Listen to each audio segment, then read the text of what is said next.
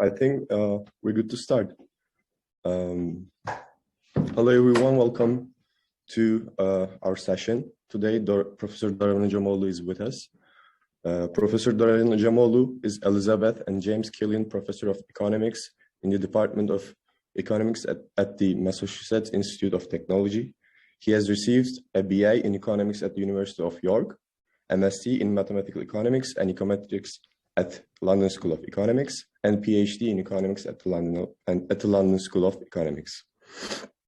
Professor Doran Hocamoğlu's areas of research include political economy, economic development and growth, human capital theory, growth theory, innovation, search theory, network economics, and learning. His recent research focuses on the political, economic, and social causes of differences in economic development across societies. Before further ado, I want to leave the microphone to Professor Hocamoğlu. Please feel free to put your questions in the chat. We will go over them one by one at the end. All right, wonderful. Thank you for the invitation. It's nice to be talking to students in my alma mater. And I'm sorry this has to be in Zoom, as almost everything nowadays. It's also my pleasure to talk to you about issues of technology. I understand a lot of the focus of your conference is on net zero emissions and renewables, and I will talk about that as well, but I want to place it in a broader context and start with some trends that are also technology related in the labor market, and then bring the two together for a broader discussion of the challenges facing us. So I know time is short and I want to leave quite a bit of space at the end for discussion and Q&A, so let me just jump into it. So the title is Automation and Inappropriateness of Technology. So automation is a word that, of course, is familiar to all of you. And you may wonder what I'm talking about, inappropriateness of technology. That's what's going to take the first half an hour or so of my talk. And then I will use the same framework for talking about issues of global emissions. So there has been a remarkable shift against labor in many industrialized nations. Here I'm showing the US data. The gray line is the aggregate labor share, which used to hover around 2/3. And it's shown a remarkable and fairly unparalleled decline of almost 7 percentage points since 2000. The red one is the same thing, but composition adjusted. In fact, the decline is even sharper. Such a noticeable change has, of course, triggered a lot of research when people think about the role of capital deepening markups, monopsony. But I'm going to argue you cannot really make sense of this without thinking more about automation. And I'll just jump into that. But before doing that, I want to first show you that these shifts against labor are also intimately linked to other sweeping changes in labor markets, and that these are actually not just a US phenomenon, but fairly common across advanced economies. So here, the most noticeable version of the changes in inequality among the industrialized nations is in the US, and you get a glimpse of that here by looking at the evolution of real wages for 10 demographic groups distinguished by gender and also by education level, going all the way down to workers without a high school degree, the dark red, all the way up to workers with a postgraduate degree, such as many of you will be soon, in dark blue. So two very important points here. One is that if you look at the decades before the mid-1970s, here it starts in 1960, but with other data you can show similar things for the 1950s as well. You have a period of remarkably shared prosperity.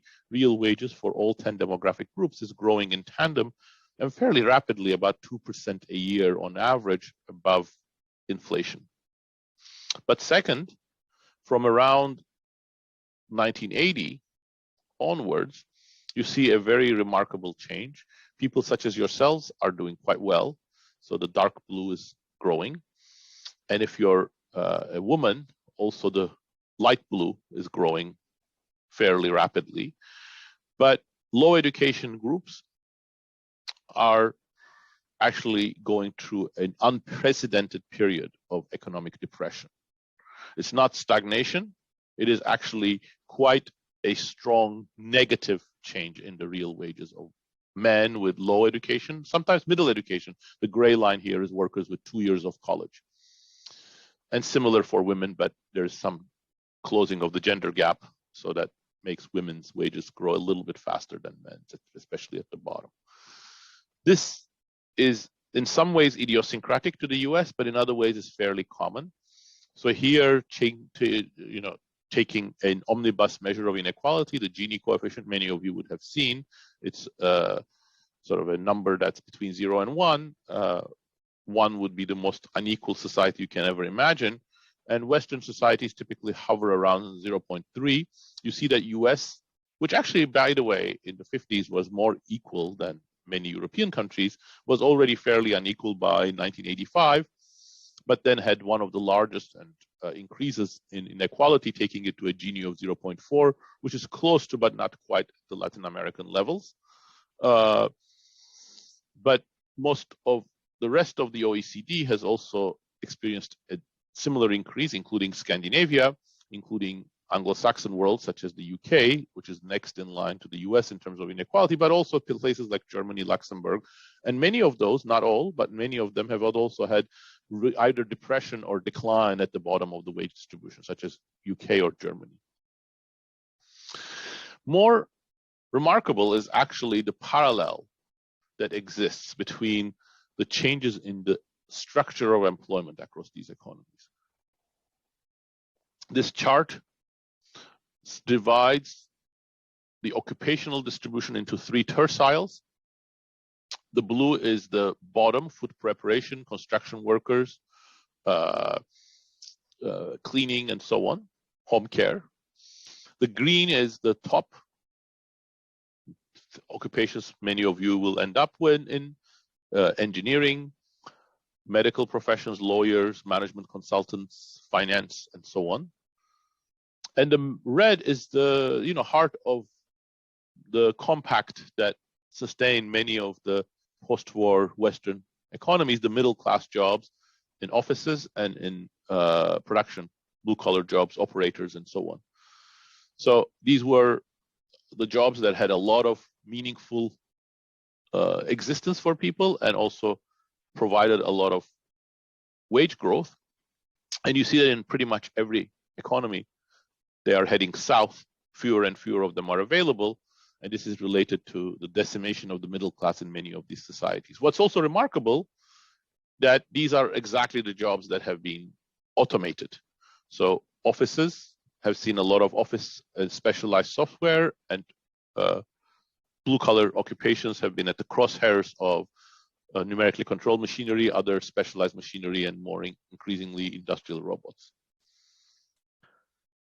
The way that economists think about technology is as a positive force that increases productivity of the production process. And as a result, it creates trickle-down benefits for all factors of production. I think the changes in the last 3 or 4 decades question this assumption underlying how we should conceptualize technology, but it's actually not just the last 4 decades. If you go back, you'll see that there are many parts of the evidence, both historical and quantitative, that really doesn't fit the most simplest, benign view of technology. There's a lot of disruption. There are always winners and losers and so on. And more importantly, there's no guarantee that everybody, or even the large majority of the people, will be winners from significant technological improvements. To conceptualize these things in a better way, I think we need to break with the sort of reduced form black box view of a neoclassical production function and think a little bit more micro. And this is the next step I'm going to take. And I'm going to suggest that a fruitful way of approaching this problem is to think of the set of tasks that need to be performed for a production process.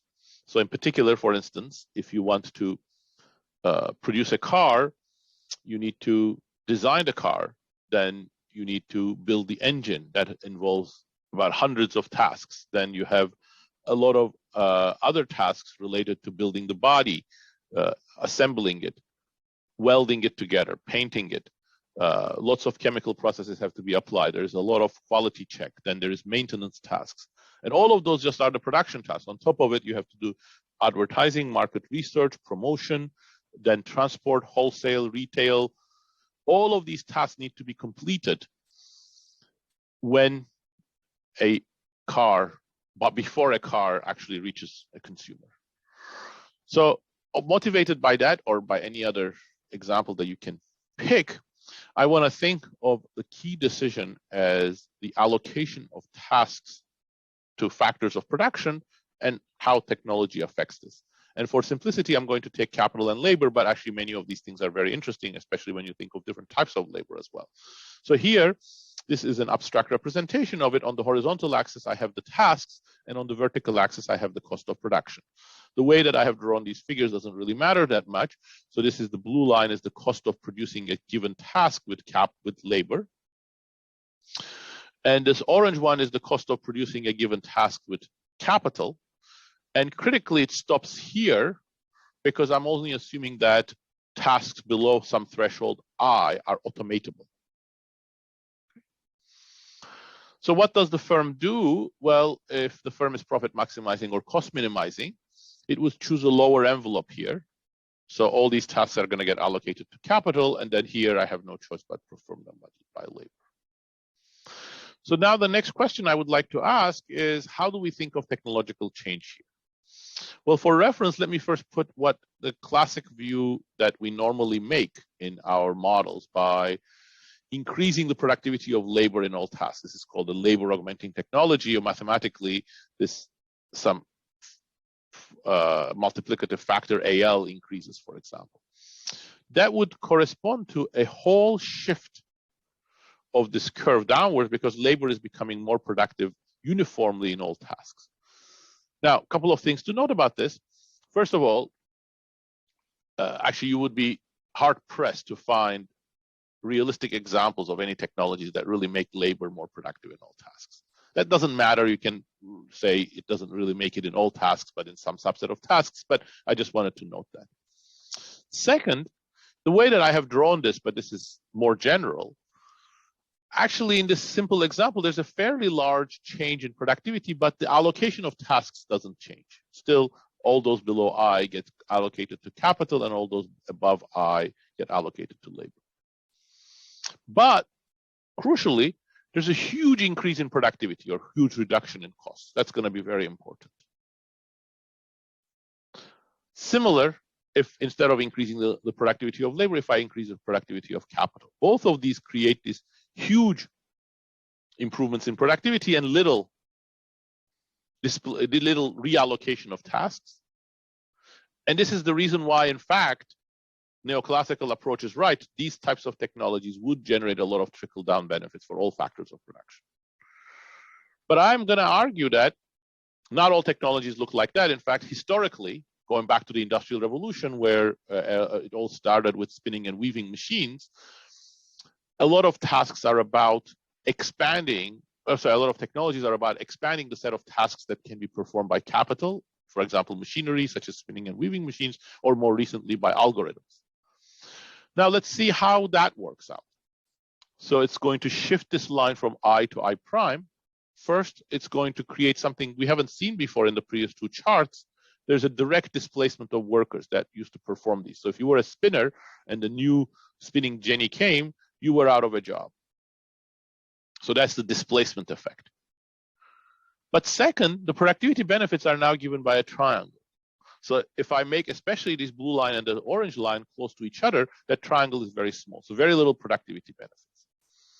Displacement plus little productivity benefits, it means that now we have a very different picture.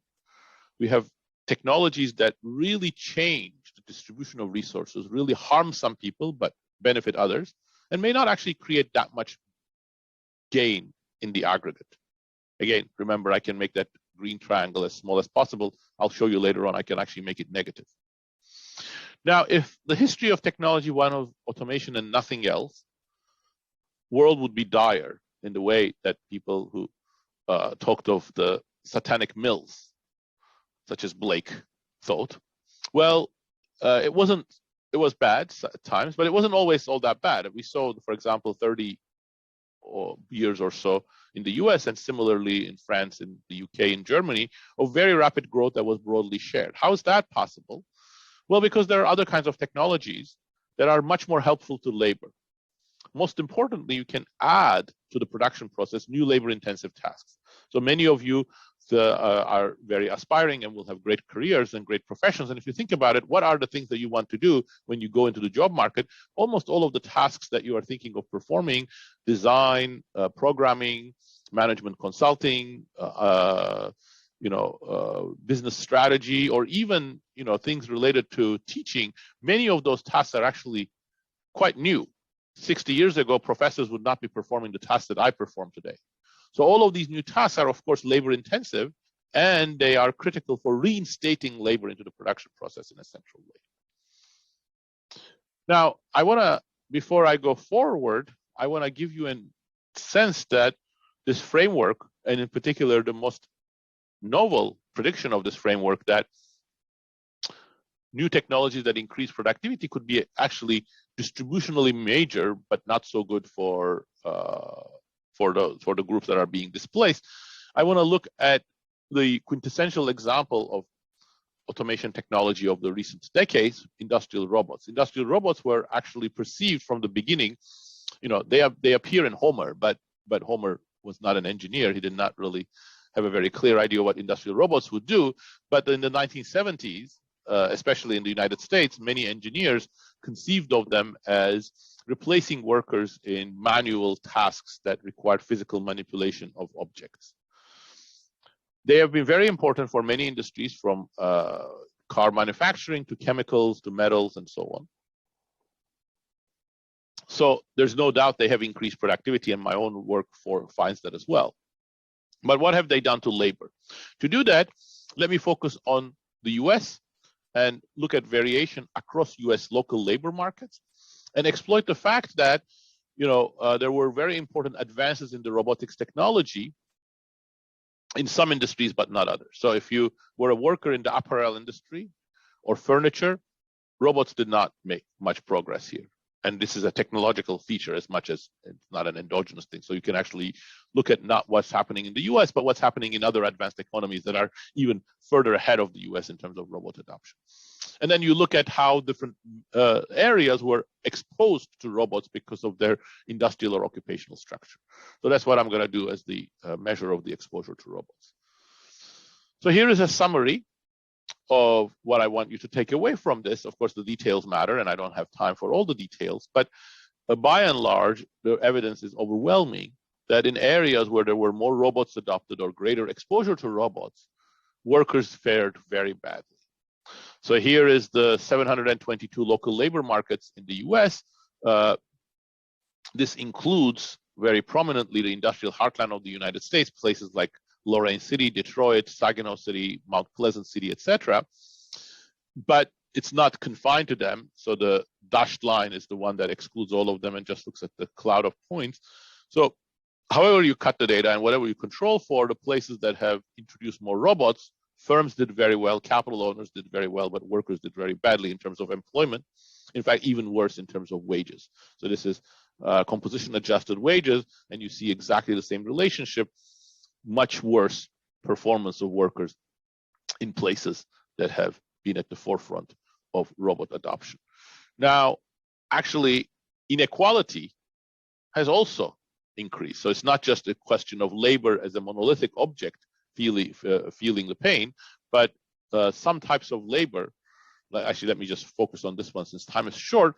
So these are the different quantiles of the wage distribution. So you see that those above the 65th percentile or 65th quantile don't suffer anything from robot adoption, but those towards the bottom are especially badly hit. This, in fact, understates the inequality implications of automation, because robots are actually a small part. After all, US labor force that's engaged in manufacturing is 10%, and only half of that is engaged in blue-collar occupations that are directly affected by robots. If you look at office software and broader types of machinery that was involved in automation, in recent work, Pascual Restrepo and I estimate that it explains about 50 to 70% of the overall changes in the US wage structure.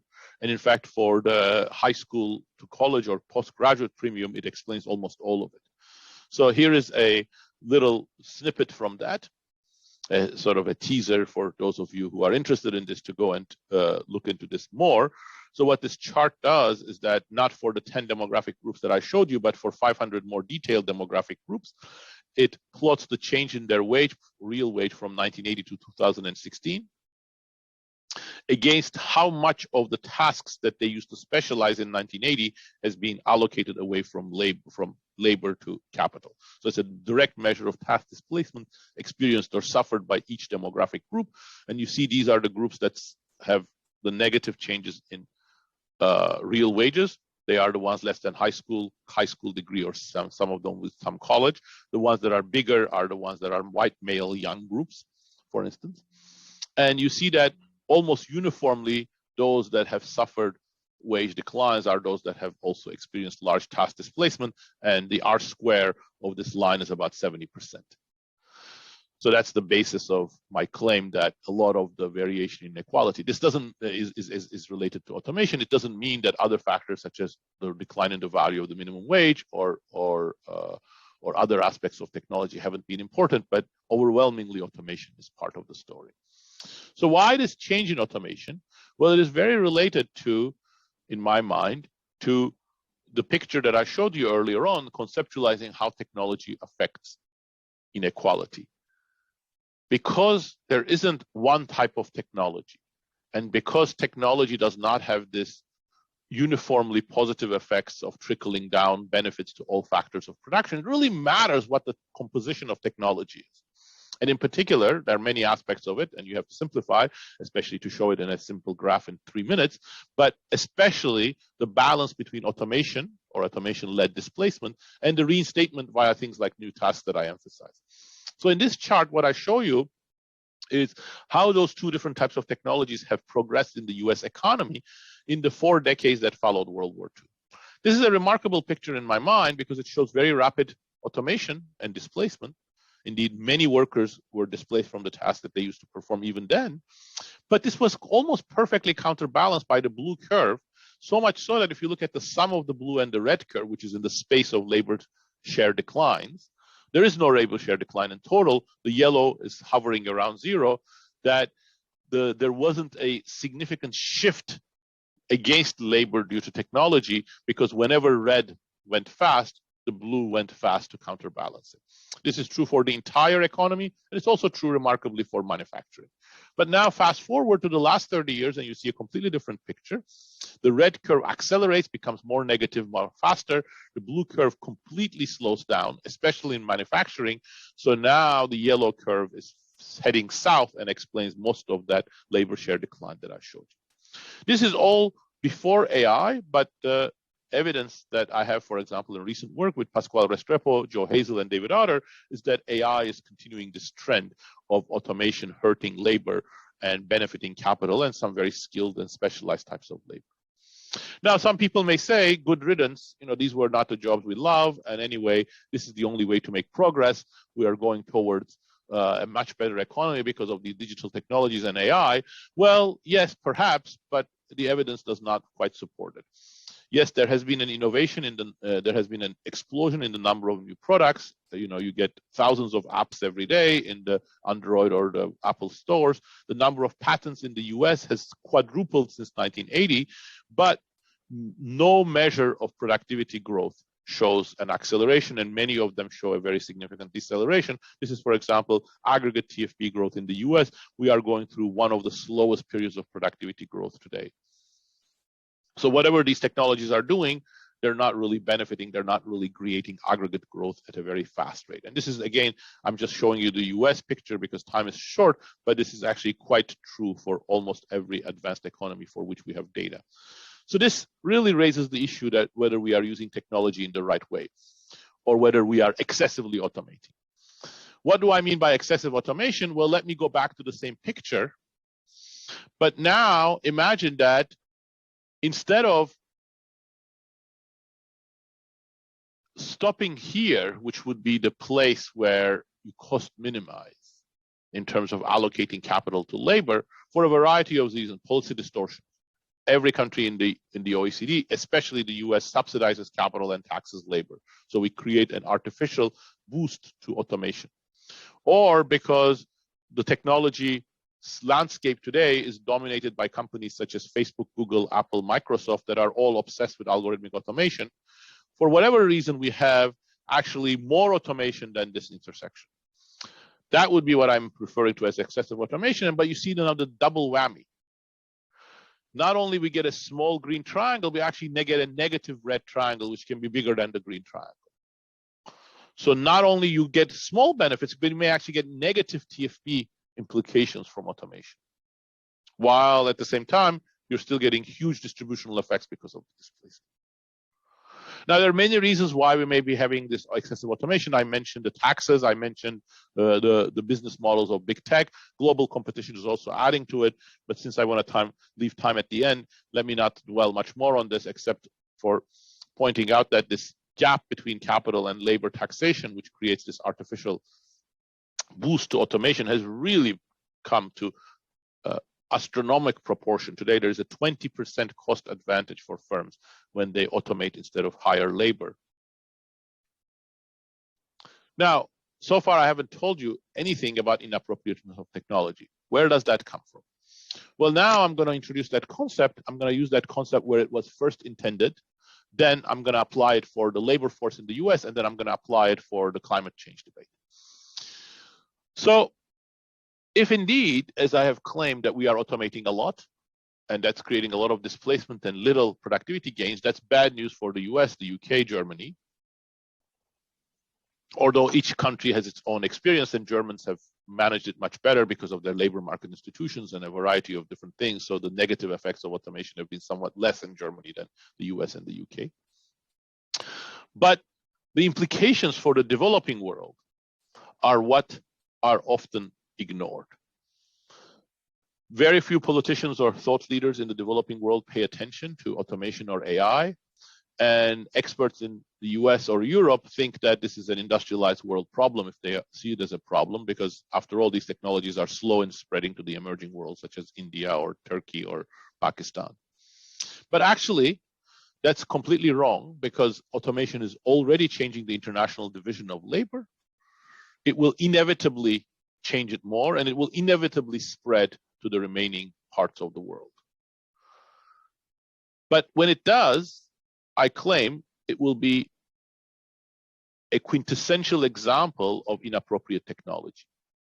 What inappropriate technology means is something that you may have not learned at the LSE, but if you were a student at the LSE 40 years ago, you would have learned. I wasn't there 40 years ago, by the way. I'm not that old. But I know the 40-year-old debates. There was an important literature, for example, spearheaded by people like Francis Stewart, which introduced the concept of inappropriate technology based on the idea that technologies, especially in agriculture, that were developed in the West, were not appropriate for the conditions in the South.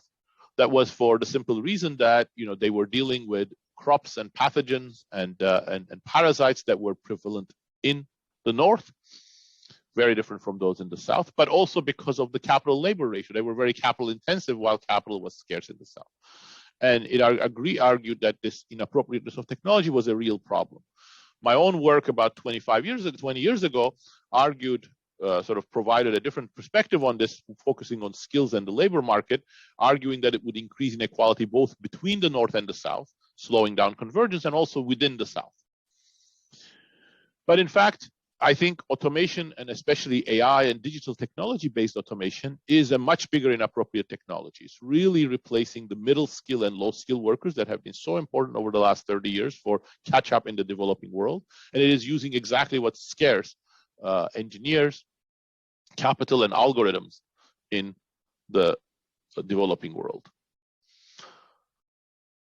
But in fact, one can go further and say that if you're willing to apply the inappropriateness of technology to the South, then you should also apply it to the North.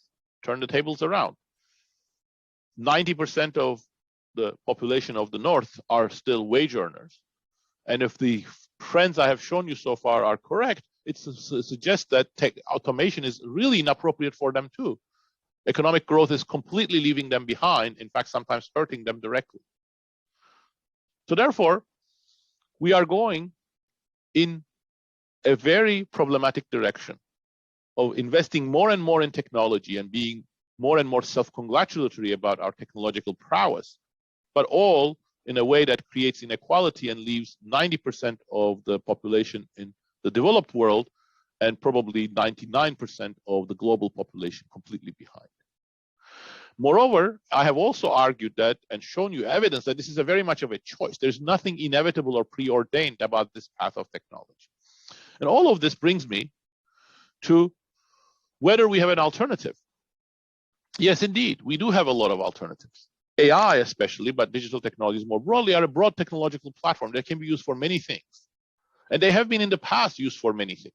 The original vision of AI, propagated by people like Norbert Wiener, J.C.R. Licklider, Douglas Engelbart, was very different than what Google or Facebook engineers and executives today say is the preordained path of AI. It was not about replacing humans in narrow tasks. It was more about complementing human intelligence.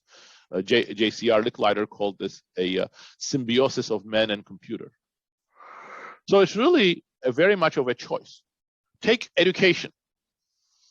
Already about 40 years ago, Isaac Asimov said, today what people call learning is forced on you. Everyone is forced to learn the same thing on the same day at the same speed in class.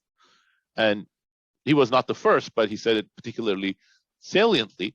And he said, this is a choice. We don't have to do it. Well, actually, when Asimov said it, it was a choice, but the alternatives were not very attractive. We just didn't have the resources or the technology to have individualized teaching. Today we do, and AI would be a very important part of it. It could be designed to create a much more individualized, adaptive teaching environment, which leverages the specific strengths and weaknesses of individual students or groups of students, which is especially valuable evidence shows for low socioeconomic background. But in fact, that's not what the AI companies are doing. There is billions of dollars being spent on AI technologies, especially in education nowadays, because it's in the next growth area, but almost all of it is towards automation. Why is that? Well, two reasons, that double whammy again.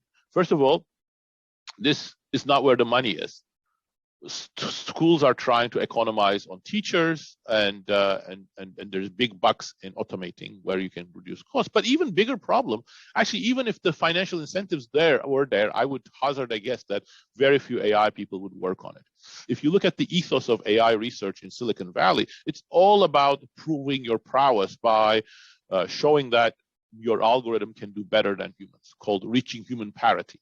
So AI researchers are completely uninterested in helping humans because they have been brought up in a vacuum where the great thing that they're told is good for the future of humanity is to replace humans. And that creates a completely screwed up incentive system. Well, now finally I'll come to technology. To climate. I don't need to tell you, I think everybody today is even more aware than I am how existential a threat climate change is posing. But I want to point out that within that, there are some good news. It's good news that is actually we're not leveraging, and I'll show you it's actually being reversed as we speak.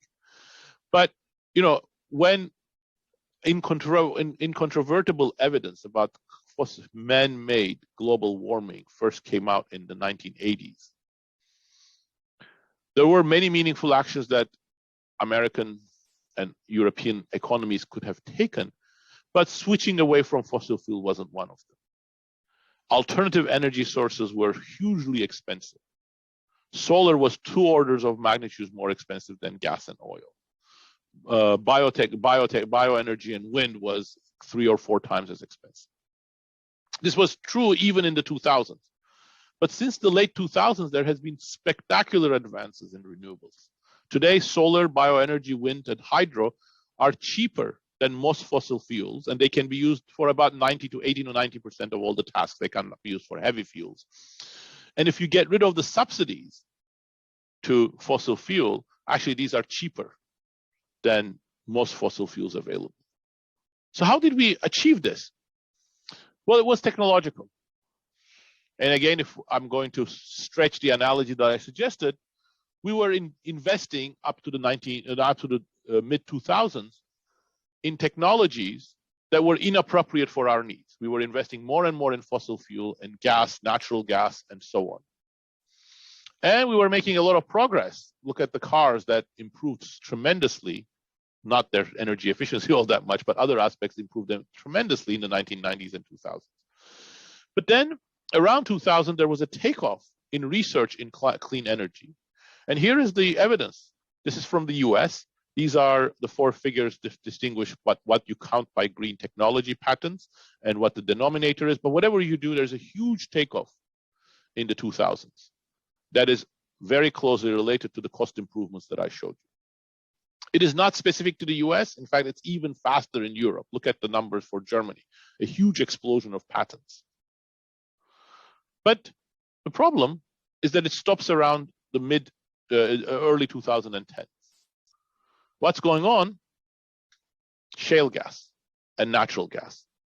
So gas starts making inroads with cheaper, and big energy gets behind gas.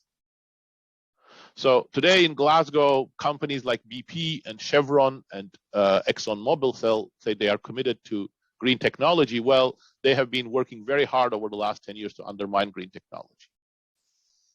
And here is the chart. Again, it's time series, so it doesn't completely prove causality, but it's a remarkable fit. So the blue is the green to fossil fuel electric, green electric to fossil fuel patents. And the red is the natural gas price. So when the natural gas or overall fuel prices were high, that's when the private sector invested in green technology. And as soon as that price turned around, green technology investments dried up. So today, we are still benefiting because there was a lot of investment in the 2000 and early 2010, but we're going to pay the price unless we reverse it. So overall, the progress was achieved by a significant redirection of technological change and with very little. Small subsidies to clean energy, very, very modest subsidies, no carbon tax. Few European economies, but except for Sweden's, they're not even in the ballpark of what's needed. And very importantly, there was some pressure from civil society organizations, employees, social norms change on clean products. But all of these were very small. It's actually remarkable how much of an innovation response you had. But it also shows how fragile it is. So I think the issue is whether we can redouble on clean energy, make our technology for the energy sector more appropriate, and whether we can change the path of AI. And I think the best way of doing that is the democratic process, so that companies and politicians actually are forced into change. I think COP26, for example, shows how futile it would be when there isn't enough civil society and political pressure on them. But two problems, and I'll conclude here. Well, especially when it comes for the future of AI, whose voice? There are billions of people in the emerging world whose livelihood is going to be destroyed by the current path of automation and AI technologies, but they're not at the table. Well, people, potentially workers in Europe and the US could be at the table, but democratic means, which is their ability to have their voices heard, has been in huge decline. Since 2006, democracy in every country pretty much has retreated, and the number of democracies has significantly declined. And this has many causes, but actually AI and digital technologies are one of the major contributors. So now we have a triple whammy from these technologies, which really requires us to take this issue of inappropriateness or appropriateness of technology and what we can do with technology and how we can redirect it centrally on board. So let me conclude there. And I think these are existential challenges. Many people recognize they are existential challenges, but perhaps what people don't recognize is how important the role of redirecting technological change is and how feasible it is to redirect technological change. But if we get the right democratic and civil society pressure in place. Thank you. Thank you very much, Professor Ajamoğlu, for your speech. I think we have a lot of time for the questions right now. Let me check the chat. Okay, there is a question from Ariane. How do you see AI affecting the labor market and inequality? So I think it's too soon to know. And in fact, what my emphasis has been is that there isn't a preordained path of AI that we can say AI will necessarily increase inequality. I expect that AI will always create winners and losers. But how many losers, how many winners, who the winners and the losers are is really going to depend on what you do with AI. And the evidence so far is that AI is being used to increase the dominance of companies and governments over citizens and workers. And in that way, it's very unequalizing. So my own work with David Otter, Joe Hazel, and Pascual Restrepo shows that in the US since 2016, 15, 16, there has been an explosion in AI investment by corporations in the labor market and sort of adopting AI technologies. But it's been driven by companies that have tasks to be replaced, and they have those that have adopted AI have reduced their hiring. So it's very much going in the same direction. There is other evidence showing that AI is precisely increasing the control of governments and corporations over other people because of data collection and data manipulation. So I think in the current trajectory, it's very problematic. But again, I hasten to add, there's nothing inevitable about that. Thank you very much. I think I'll move to my question. Go ahead, please. You have mentioned that one of the reasons we have ended up with excessive automation is the inappropriateness between capital and labor taxes.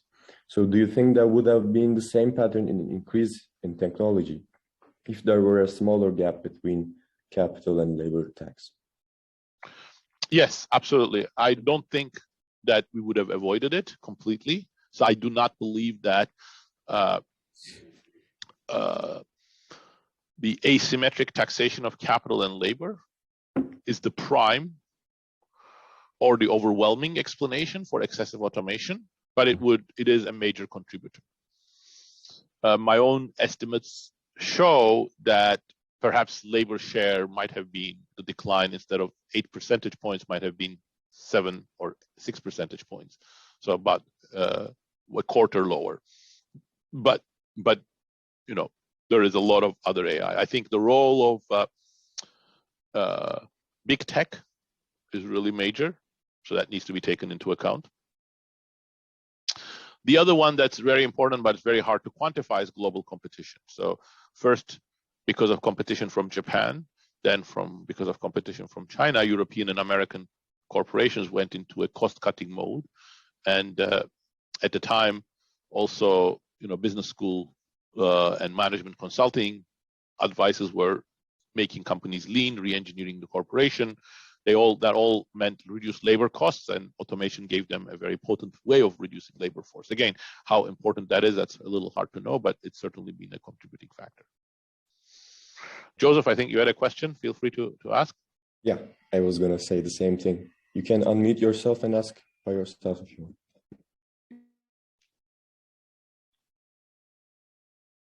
Joseph? Oh, perhaps people are not allowed to unmute themselves. Okay, let me read the question for everyone.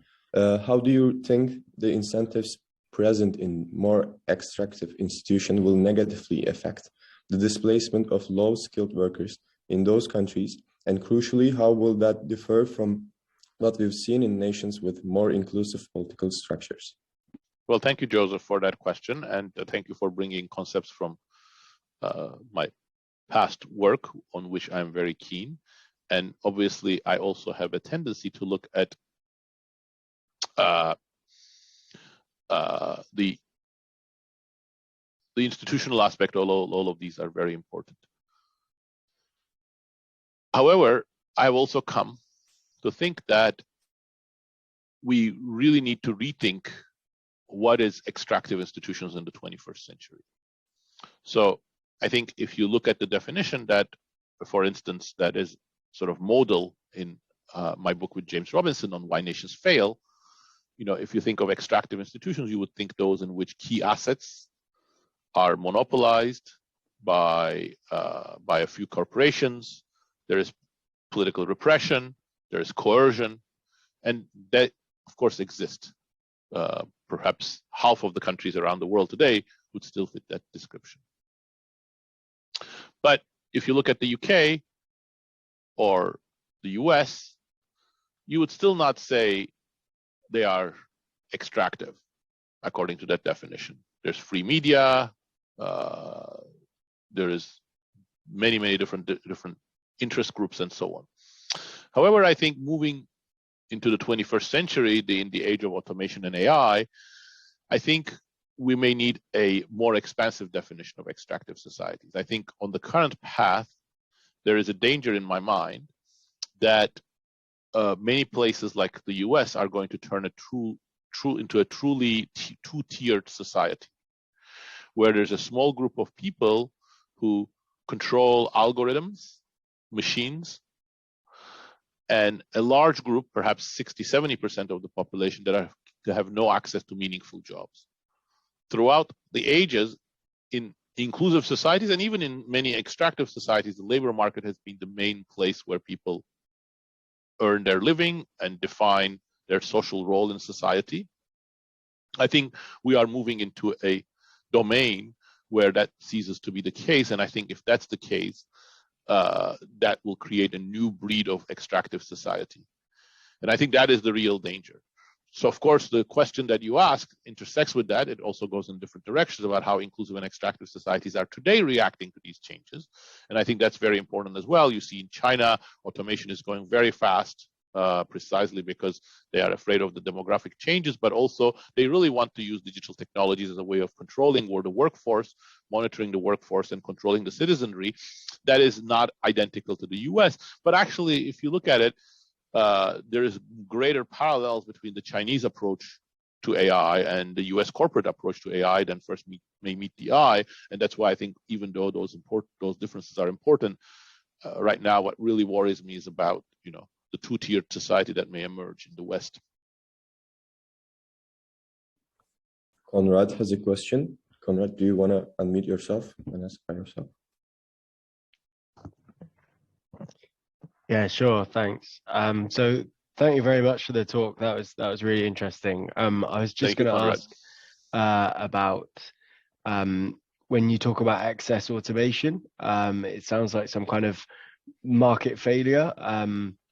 And I was wondering if you see it as people in firms making optimum investment decisions themselves, but this turns into a global suboptimal situation, or if you think that actually these micro level decisions are suboptimal themselves and it's just kind of market groupthink. Yeah, this is spoken as a former management consultant myself, so yeah, I'm interested to hear your answer. Thank you, Conrad. Thank you. That's an excellent question, and I'm really grateful to you for asking that because it's something I glossed over. So my view is all of the above, but it's very, very important to distinguish them. So in particular, I would like to distinguish three types of sources of excessive automation. The first one is because automation creates non-market effects that really nobody can ever internalize. For instance, if it is indeed true that automation contributes to the creation of a two-tiered society, or people who lose their jobs become much less satisfied, more alienated, less active citizens. All of those, no firm or no local community is going to be fully taken into account. So I think that would be a source of excessive automation, but because of distributional or broader social effects. The second is because of market imperfections. And I think those are very important. And I've mentioned one, which is the tax system. And Arif amplified that. Thank you, Arif. But then there are others. For example, labor markets are never fully competitive. There is often rent sharing because of efficiency wages, bargaining, or other sources of rent sharing. So imagine I'm a firm and you're my employee, and I have to share some of the rents with you. That means that your wage is actually above the social opportunity cost of labor. So if from a social planner's point of view of efficient automation, I should take into account your social efficiency cost of labor.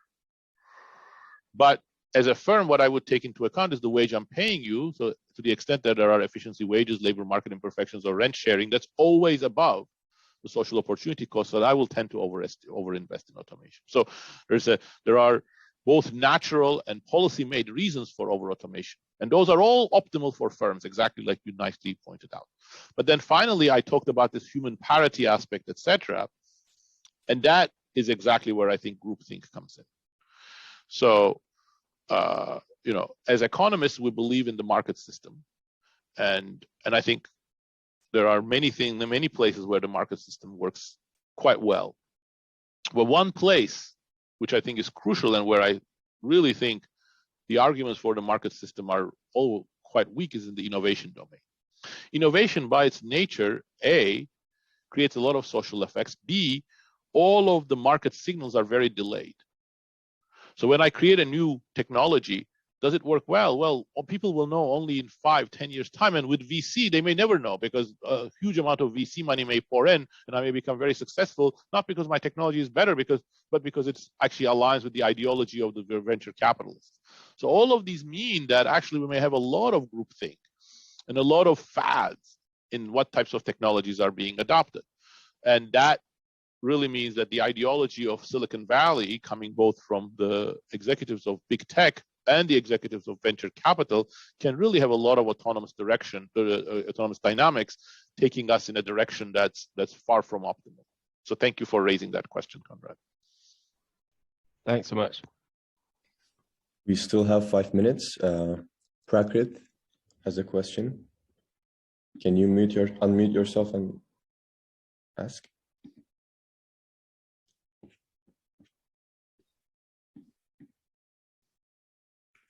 Okay, or I can just read it for everyone. To what extent is the shift to AI different as structural economic changes during the Industrial Revolution?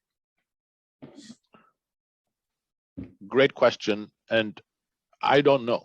Meaning, it's really difficult to know in what way the parallels can be pushed or not. So, and let me tell you why I think that's a very difficult. It's a very important question, but it's a very difficult question. First of all, we need to think about what aspect of the Industrial Revolution. On the one hand, you can say, well, the Industrial Revolution was a huge success. We owe everything that we have today to the Industrial Revolution in terms of much greater levels of prosperity, wage growth, and all of that. On the other hand, you can say Industrial Revolution at first was not so great.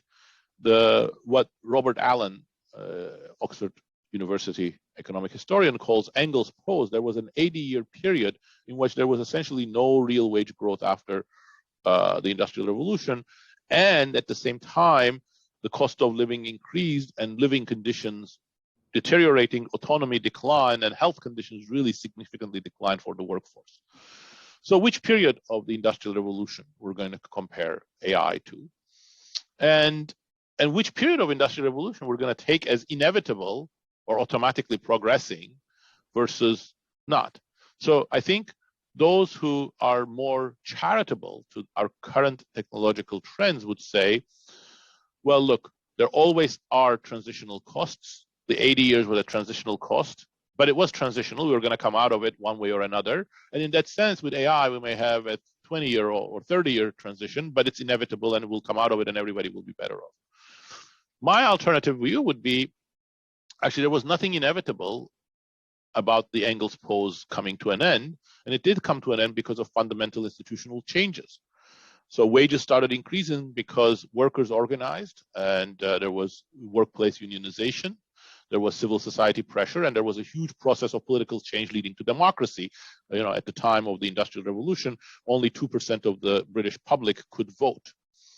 So that if that's the case, neither the shared prosperity that emerged after the second half of the 19th century, nor the direction of technology that created more meaningful jobs for people, and nor the improvements in healthcare and public health that happened in the cities that increased life expectancy from around 35 at some point, from a 35 low at birth to over 80 in the UK. None of this was inevitable or automatic. So in that sense, yes, I think that you can draw those parallels. And if you draw those parallels, I would say in the case of AI too, there's nothing inevitable about the future.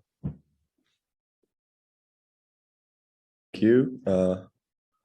We have 1 minute and we do have just one more question from the room.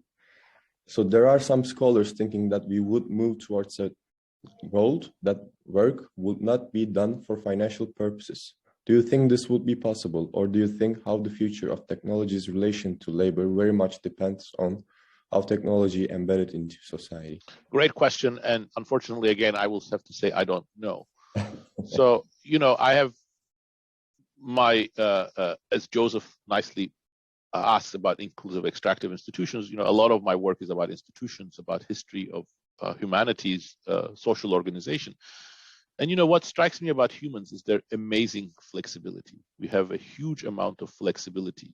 We build very different institutions with very different hierarchies, from the egalitarianism of hunter-gatherers to huge hierarchies that emerged after empires were built, to democracies.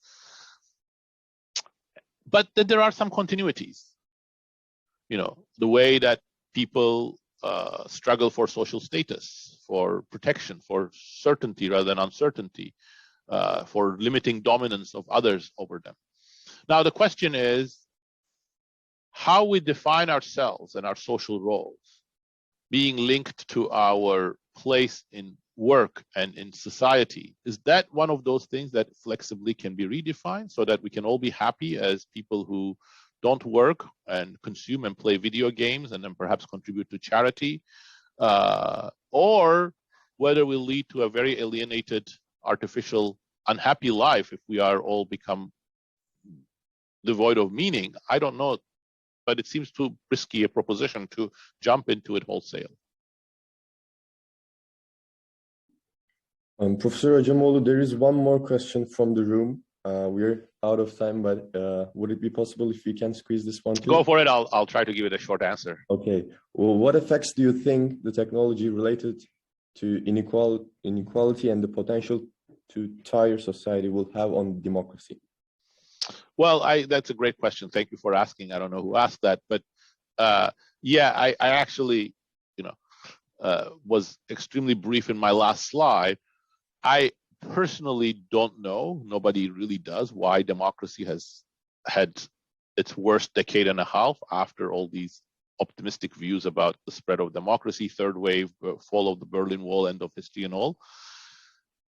I think social media and data economy are contributing, but probably are not the main factor. So I would say inequality, stagnation, and aspirations that were dashed together with main pathways in which people participate in democracy through their workplaces, organization. I think those have all been contributing factors. So therefore, there are deeper connections between inequality and democracy, but I think it's all to be determined still. Thank you very much, Professor. Thank you for your lovely speech and also answering our questions as well. Thank you very much. Thank you for all of you engaging with the questions and with the talk and the questions. Looking forward to seeing you all again at some other occasion. Hopefully. Thank you very much. By the way, in 15 minutes, we will have Professor Laura Diaz-Enadon with us. She's going to speak about designing policy to accelerate energy innovation towards net zero. So please feel free to stay in the Zoom for the rest of the day. Thank you, Professor Ajamoğlu, once again. Have a good day. Enjoy the rest of your conference.